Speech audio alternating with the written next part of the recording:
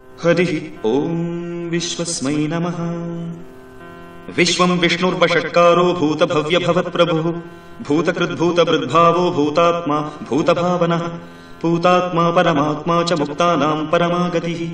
अव्ययः पुरुषः साक्षी क्षेत्रज्ञोऽक्षर एव च योगो योगविदां नेता प्रधानपुरुषेश्वरः नारसिंहवपुः श्रीमान् केशवः पुरुषोत्तमः सर्वशर्वशिवस्थाणुर्भूतादिर्निधिरव्ययः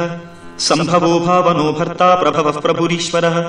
स्वयंभूः शम्भुरादित्यः पुष्कराक्षो महास्वनः अनाधिनिधनो धाता विधाता धातुरुत्तमः अप्रमेयो हृषीकेशः पद्मनाभो मनप्रभुः विश्वकर्मा मनुस्त्वष्टा स्थविष्ठस्थविरो ध्रुवः अग्राह्यश्शाश्वतः कृष्णो लोहिताक्षः प्रतर्दनः प्रभूतस्त्रिककुब्धाम पवित्रं मङ्गलं परम् ईशानः प्राणदः प्राणो ज्येष्ठः श्रेष्ठः प्रजापतिः हिरण्यगर्भो भूगर्भो माधवो मधुसूदनः ईश्वरो विक्रमी धन्वी मेधावी विक्रमक्रमः अनुत्तमो दुरादर्शः कृतज्ञः कृतिरात्मवान् सुरेशः शरणं शर्म विश्वरेता प्रजाभवः अहः संवत्सरो व्याळः प्रत्ययः सर्वदर्शनः अजः सर्वेश्वरः सिद्धः सिद्धिः सर्वादिरच्युतः वृषाकपिरमेयात्मा सर्वयोगविनिसृतः वसुर्वसुमनः सत्यः समात्मा संवितः समः अमोघः पुण्डरीकाक्षो वृषकर्मा वृषाकृतिः रुद्रो बहुशिरा बभ्रुर्विश्वयोनिः शुचिश्रवाः अमृतः शाश्वतस्थाणुर्वरारोहो महातपाः सर्वगः सर्वविद्भानुर्विश्वक्सेनो जनार्दनः वेदो वेदविदव्यङ्गो वेदाङ्गो वेदवित्कविः लोकाध्यक्षः सुराध्यक्षो धर्माध्यक्षः कृताकृतः चतुरात्मा चतुर्व्यूहश्चतुर्दंष्ट्रश्चतुर्भुजः भ्राजिष्णुर्भोजनं भोक्ता सहिष्णुर्जगदादिजः अनघो विजयो जेता विश्वयोनिः पुनर्वसुः उपेन्द्रो वामनः प्रांशुरमोघः शुचिरूर्जितः अतीन्द्रः सङ्ग्रहः सर्गो धृतात्मा नियमो यमः वेद्यो वैद्यः सदा योगी वीरः माधवो मधुः अतीन्द्रियो महामायो महोत्साहो महाबलः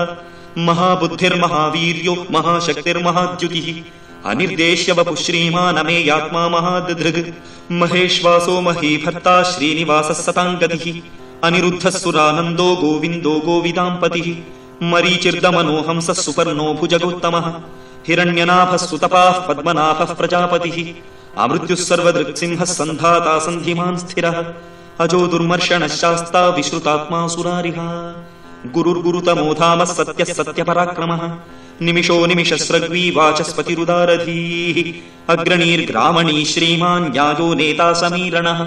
सहस्रमूर्धा विश्वात्मा सहस्राक्षः सहस्रपात् आवर्तनो निवृत्तात्मा संवृतः सम्प्रमर्दनः अहः संवर्तको वह्निः अनिलो धरणीधरः सुप्रसादः प्रसन्नात्मा विश्वधृग् विश्वभुक् विभुः सत्कर्ता सत्कृतः साधुर्जह्नुर्नारायणो नरः असङ्ख्येयो प्रमेयात्मा विशिष्टः शिष्टकृच्छुचिः सिद्धार्थः सिद्धसङ्कल्पः सिद्धितः सिद्धिसाधनः वृषाही वृषभो विष्णुर्वृषपर्वा वृषोदरः वर्धनो वर्धमानश्च विविक्तश्रुतिसागरः सुभुजो दुर्धरो वाग्मी महेन्द्रो वसुदो वसुः नैकरूपो बृहद्रूपः सितिविष्टः प्रकाशनः ओजस्तेजोद्युतिधरः प्रकाशात्मा प्रतापनः रुद्धस्पष्टाक्षरो मन्त्रश्चन्द्रांशुर्भास्करद्युतिः अमृतांशुद्भवो भानुः शशबिन्दुः सुरेश्वरः औषधं जगतः सेतुः सत्यधर्मपराक्रमः भूतभव्यभवन्नाथः पवनः पावनो नलः कामः कामकृत्कान्तः कामः कामप्रदप्रभुः युगादिकृत्युगावर्तो नैकमायो महाशनः अदृश्यो व्यक्तरूपश्च सहस्रजितनन्दचित् इष्टो विशिष्टः शिष्टेष्टः शिखण्डी नहुषो वृषः क्रोधः क्रोधकृत्कर्ता विश्वबाहुर्महीधरः अच्युतः प्रथितः प्राणः प्राणदो वासवानुजः अपां निधिरधिष्ठानमप्रमत्तः प्रतिष्ठितः स्कन्दस्कन्दधरो धुर्यो वरदो वायुवाहनः वासुदेवो बृहद्भानुरादिदेवः पुरन्दरः अशोकस्तारणस्तारः शूरः शौरिर्जनेश्वरः अनुकूलः शतावर्तः पद्मी पद्मनिभेक्षणः पद्मनाभोरविन्दाक्षः पद्मगर्भः शरीरभृत् महर्दिर्वृद्धो वृद्धात्मा महाक्षो गरुडध्वजः अतुलः शरपो भीमः समयज्ञो हविर्हरिः सर्वलक्षणलक्षण्यो लक्ष्मीवान् समितिञ्जयः विक्षरो रोहितो मार्गो हेतुर्दामोदरः सहः महीधरो महाभागो वेगवानमिताशनः उद्भवः क्षोभणो देवः श्रीगर्भः परमेश्वरः करणं कारणं कर्ता विकर्ता गहनो गुहः व्यवसायो व्यवस्थानः संस्थानस्थानदो ध्रुवः परर्थिः परमस्पष्टस्तुष्टः पुष्टः शुभेक्षणः रामो विरामो विरजो मार्गो नेयो नयो नयः वीरः शक्तिमतां श्रेष्ठो धर्मो धर्मविदुत्तमः वैकुण्ठः पुरुषः प्राणः प्राणदः प्रणवः पृथुः हिरण्यगर्भः शत्रुघ्नो व्याप्तो वायुरधोक्षजः ऋतुः सुदर्शनः कालः परमेष्ठी परिग्रहः उग्रः संवत्सरो दक्षो विश्रामो विश्वदक्षिणः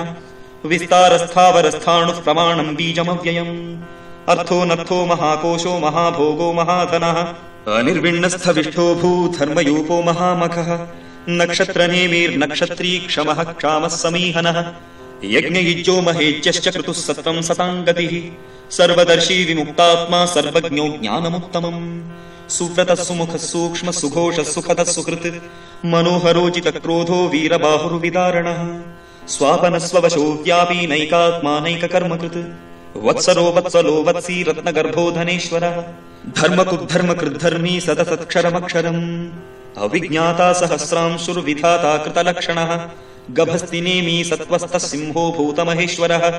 आदिदेवो महादेवो देवेशो देवभृद्गुरुः उत्तरो गोपतिर्गोप्ता ज्ञानगम्यः पुरातनः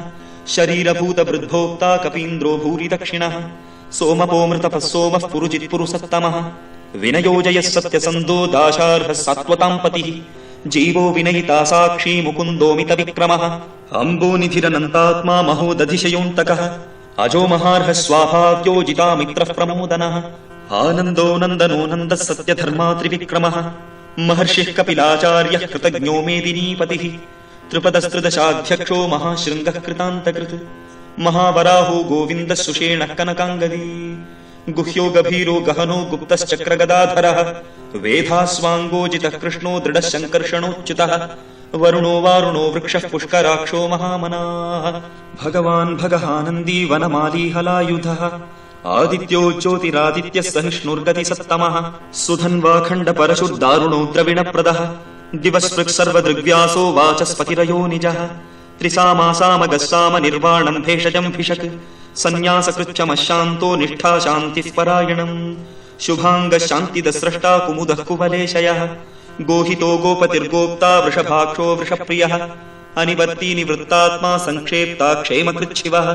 श्रीवत्सवक्षा श्रीवासः श्रीपतिः श्रीमताम्बरः श्रीधश्रीश श्रीनिवास श्रीनिधिः श्रीविभावनः श्रीधर श्रीकर श्रेयः श्रीमाल्लोकत्रयाश्रयः स्वक्षस्वङ्गश्चतानन्दो नन्दिर्ज्योतिर्गणेश्वरः विजितात्मा विधेयात्मा सत्कीर्तिश्छिन्न संशयः उदीर्णः सर्वतश्चक्षुरनीशः शाश्वतस्थिरः भूषयो भूषणो भूतिर्विशोकशोकनाशनः अर्चिष्मानर्चितः कुम्भो विशुद्धात्मा विशोधनः अनिरुद्धो प्रतिरथः प्रद्युम्नोमितविक्रमः कालनेमिनिहा वीरः शौरिः शूरजनेश्वरः त्रिलोकात्मा त्रिलोकेशः केशवः केशिहा हरिः कामदेवः कामपालः कामीकान्तः कृतागमः अनिर्देश्य वपुर्विष्णुर्वीरो नन्तो धनञ्जयः ब्रह्मण्यो ब्रह्मकृद्ब्रह्मा ब्रह्म ब्रह्मविवर्धनः ब्रह्मविद्ब्राह्मणो ब्रह्मी ब्रह्मज्ञो ब्राह्मणप्रियः महाक्रमो महाकर्मा महातेजा महोरगः महाक्रतुर्महायज्वा महायज्ञो महाहविः स्तव्यस्तवः प्रियस्तोत्रम् स्तुतिस्तोतारणप्रियः पूर्णः पूरयिता पुण्यः पुण्यकीर्तिरनामयः मनोजवस्तीर्थकरो वसुदेता वसुप्रदः वसुप्रदो वासुदेवो वसुर्वसुमनाहविः सद्गतिः सत्कृतिः सत्ता सद्भूतिः सत्परायणः शूरसेनो यदुश्रेष्ठः सन्निवासः सुयामुनः भूता वासो वासुदेवः सर्वासु निलयो नलः दर्पः दर्पदो दृप्तो दुर्धरोतापराजितः विश्वमूर्तिर्महामूर्तिः दीप्तमूर्तिनमूर्तिमान् अनेकमूर्तिरव्यक्तः शतमूर्तिः शताननः एको नैकः स वः कः किम् यत्तत्पदमनुत्तमम् लोकबन्धुर्लोकनाथो माधवो भक्तवत्सलः सुवर्णवर्णो हेमाङ्गो वराङ्गश्चन्दनाङ्गदी वीरः विषमशून्यो धृताशीलचलश्चलः अमानीमानदो मान्यो लोकस्वामी त्रिलोकधृक् सुमेधा मेधजो धन्यः सत्यमेधाधराधरः तेजो वृषोद्युतिधरः सर्वशस्त्रभृताम्बरः प्रग्रहो निग्रहो व्यग्रो नैकशृङ्गो गदाग्रजः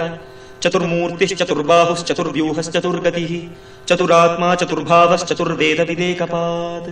समावर्तो निवृत्तात्मा दुर्जयो दुरतिक्रमः दुर्लभो दुर्गमो दुर्गो दुरावासो दुरारिहा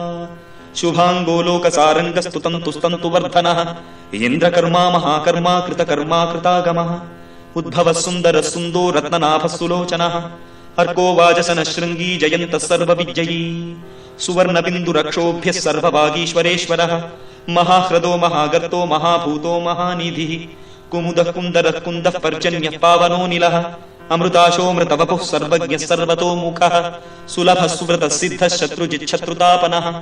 न्यग्रोदोदुम्बरोऽश्वत्थश्चाणूरान्द्रनिषूदनः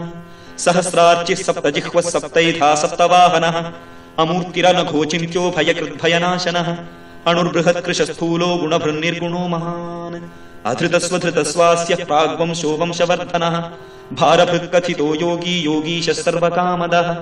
आश्रमश्रमणः क्षामः सुपर्णो वायुवाहनः धनुर्धरो धनुर्वेदो दण्डो दमयितादमः अपराजितः सर्वसहो नियन्ता नियमो यमः सत्त्ववान् सात्विकः सत्यः सत्यधर्मपरायणः अभिप्रायः प्रियार्होर्हः प्रियकृत्प्रीतिवर्धनः विहाय सगतिर्ज्योतिः सुरुचिर्हुतभुग्विभुः रविर्विरोचनः सूर्यः सविता रविलोचनः अनन्तो हुतभुग्भोक्ता सुखदो नैकदोग्रजः अनिर्विण्णः सदा वर्षी लोकाधिष्ठानमद्भुतः सनात्सनातनतमः कपिलः कपिलप्ययः स्वस्तिदः स्वस्तिकृत् स्वस्ति स्वस्तिभुक् स्वस्ति दक्षिणः अरौद्रः कुण्डली चक्री विक्रम्यूर्जितशासनः शब्दादिकः शब्दसः शिशिरः शर्वरीकरः अक्रूरः पेशलो दक्षो दक्षिणः क्षमिणाम्बरः विद्वत्तमो वीतभयः पुण्यश्रवणकीर्तनः उत्तारणो दुष्कृतिः पुण्यो दुःस्वप्ननाशनः वीरः रक्षणः सन्तो जीवनः पर्यवस्थितः अनन्तरूपोऽनन्तश्रीजितमन्युर्भयापहः चतुरश्रो गभीरात्मा विदिशो ह्यादिशो दिशः अनादिर्भूर्भुवो लक्ष्मीः सुवीरो रुचिराङ्गदः जननो जनजन्मादिर्भीमो भीमपराक्रमः आधारनिलयो धाता पुष्पहासः प्रजागरः ऊर्ध्वगः सत्पथाचारः प्राणदः प्रणवः पणः प्रमाणम् प्राणनिलयः प्राणभृत् प्राणजीवनः तत्त्वम् तत्त्वविदेकात्मा जन्म मृत्युजरातिगः भूर्भुवस्वस्तुरुस्तारः सविता प्रपितामहः यज्ञो यज्ञपतिर्यज्वा यज्ञाङ्गो यज्ञवाहनः यज्ञभृत्यज्ञकृत्यज्ञी यज्ञभुक्यज्ञसाधनः यज्ञान्तकृत्यज्ञगुह्यमन्नमन्नादयेव च आत्मयोनि स्वयम् जातो वैखानः सामगायनः देवकीनन्दनः स्रष्टा क्षितीशः पापनाशनः शङ्खबृन्नन्दकी चक्री शार्ङ्गधन्वागदाधरः रथाङ्गपाणिरक्षोभ्यः सर्वप्रहरणायुधः सर्वप्रहरणायुध ॐ नम इति वनमाली गदीशार्ङ्गी शङ्खी चक्री च नन्दकी श्रीमान्नारायणो विष्णुर्वासुदेवोऽभिरक्षतु वनमाली गदीशार्ङ्गी शङ्खी चक्री च नन्दकी श्रीमान्नारायणो विष्णुर्वासुदेवोऽभिरक्षतु वनमाली गदीशार्ङ्गी शङ्खी चक्री च नन्दकी श्रीमान्नारायणो विष्णुर्वासुदेवोऽभिरक्षतु वासुदेवोऽभिरक्षतु ॐ नम इति।